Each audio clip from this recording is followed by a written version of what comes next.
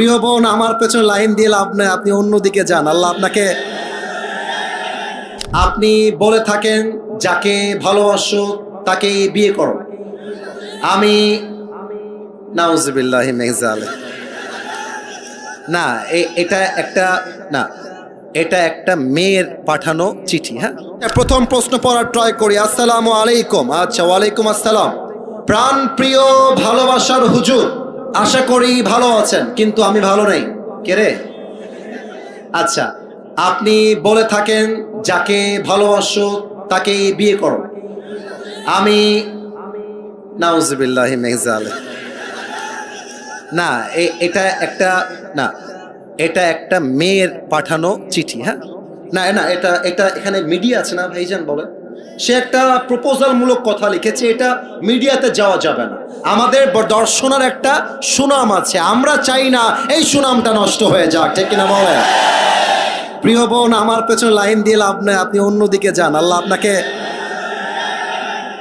আপনাকে দিনদার নেককার স্বামী দান করুক। পড়েন সবাই আমিন।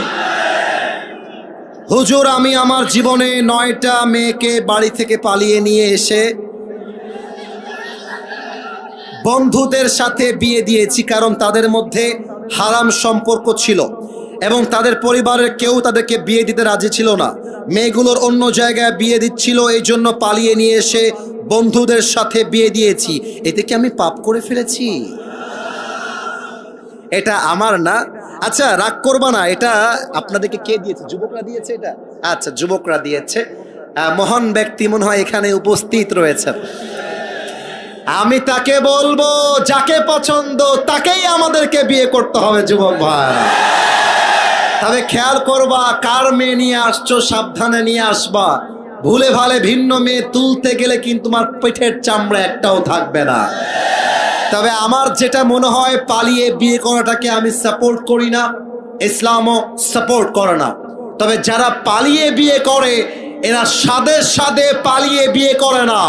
আরে দেয়ালে পিঠ ঠেকলে মানুষ পালিয়ে বিয়ে করতে বাধ্য হয়। আমার তো মনে হয় যুবকের বাপ যদি